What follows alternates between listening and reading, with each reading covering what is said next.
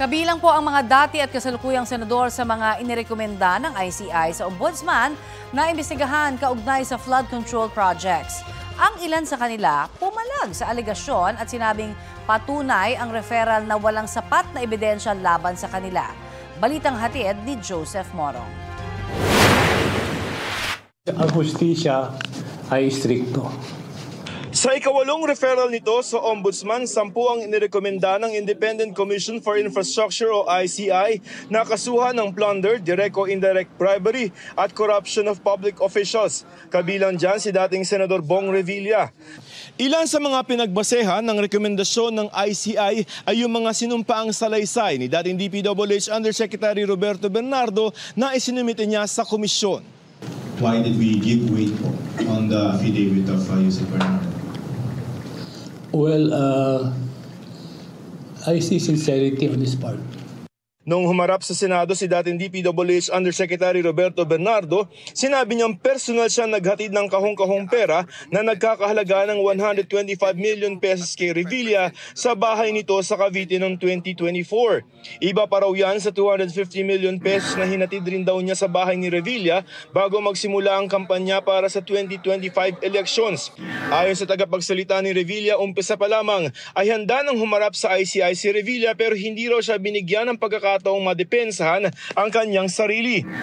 Ang mga nagdawit daw sa pangalan ni Revilla ay kasama sa mga bumuo at nagpatakbo ng sindikato na ani ay nakinabang sa bilyon-bilyong pisong pondo.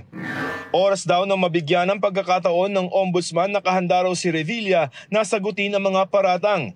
Bukod kay Revilla, pinakakasuhan din ng kaibigan at campaign donor ni Senador Chis Escudero na si Maynard Ngu, pinsan ni Senador Mark Villar na si Carlo Aguilar, aide ni dating Senador Nancy Binay na si Carlene Yap Villa, staff ni dating Senador Grace Po na si JY De La Rosa at isang Mrs. Patron.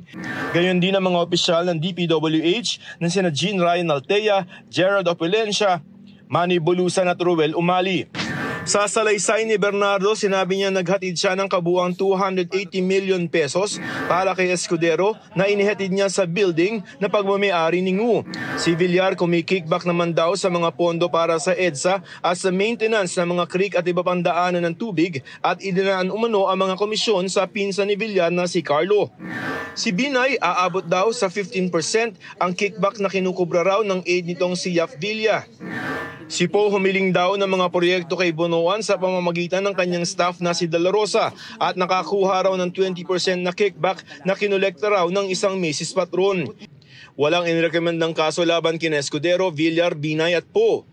Pero pinaimbestigahan sila ng ICI sa Ombudsman para sa case build-up. Ayon kay Po, ang rekomendasyon ng ICI na i-refer siya para sa investigasyon ng Ombudsman ay patunay na hindi sapat ang ebidensya para sampahan siya ng reklamo.